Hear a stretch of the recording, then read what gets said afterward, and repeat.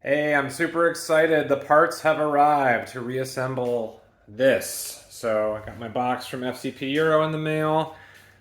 This video is going to be a little different. I'm just going to slide right through working on stuff and taking short clips of everything and showing the before and after of each. So strap in, here we go. Here's what we got for parts. Some various coolant hoses. I'm going to see which one works best for this particular situation. Throttle position sensor, upper and lower intake manifold gaskets, throttle body gasket, air filter, and some specific screws for the throttle position sensor.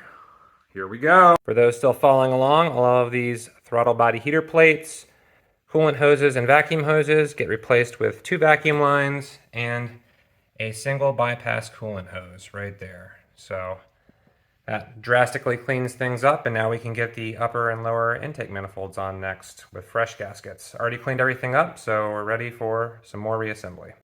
Everything's cleaned up.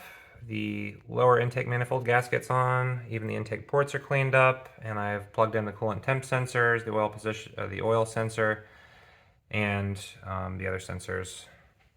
So everything's plugged back in. I'm gonna slide the lower intake manifold on.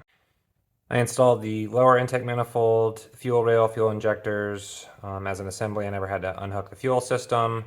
Got the 11 millimeter nuts back on there, and now I'm going to torque them down, going from the inside out to 15 Newton meters each. Bolted up the supports here for the lower intake manifold. Down here it goes to the side of the block. It supports the wiring harness box, and then at the top there, the lower intake manifold. There's also support over here for the wiring harness box off of this bracket that also supports the fuel rail. Put on a fresh gasket, torqued everything down, Guten tight for the wiring harness box, and 15 Newton meters for that, and Guten tight for the lower bolt down there. So next thing is the upper intake manifold. Here we go, having fun! Put the upper intake manifold into place over the 8 studs. And I just need to put the 11 millimeter nuts on there, torque them down to 15 Newton meters. I need to put on a fresh throttle body gasket, the throttle body, and just route some new vacuum lines, just 2 of them. And yeah, everything is drastically cleaned up in there. Just that one bypass coolant hose, much easier to reassemble. Awesome. One of the drivers for this exercise was the fact that I needed to replace the old throttle position sensor, so I ordered a new one along with new hardware.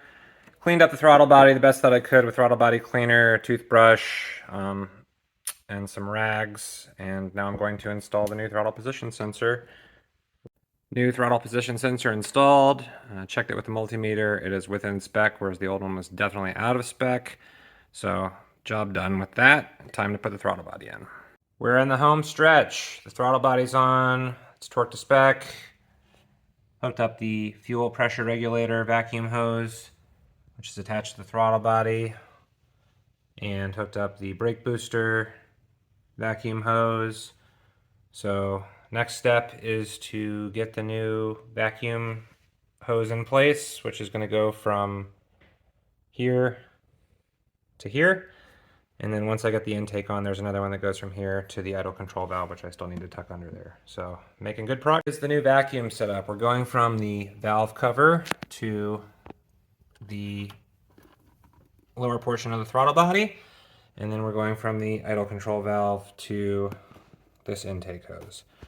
And all of the mess that was under the intake is now gone and replaced with the one coolant bypass hose.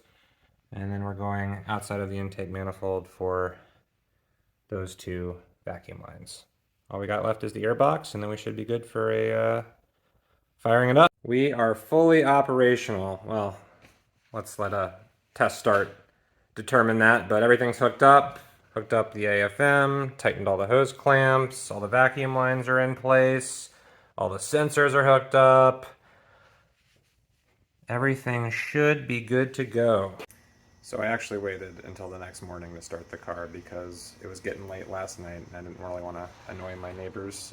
Not that the car is too loud or anything like that, but you know, 9:30, people are trying to go to bed, get their kids to sleep, so I figured best to wait till the morning. So it's a beautiful rainy morning out there. let's get this car started and see how it runs. First start, and this thing is running so smoothly.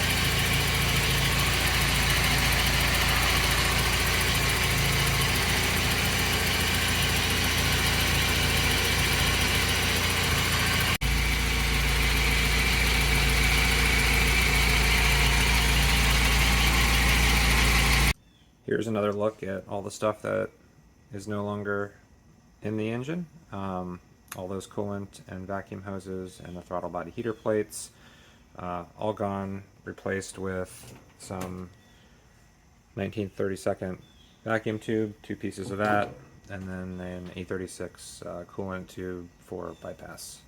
So I'm really happy with the way this project turned out. Really simplified things. It's going to make it really easy to do maintenance on this and take those intake manifolds off in the future. The last steps for today are just I'm going to make sure that the coolant system's bled properly, as I did lose a bit when I was swapping out those hoses. So I'll get the front up in the air, bleed the system properly, and then just get out and drive it. It's going to be great. So thanks for watching, everybody.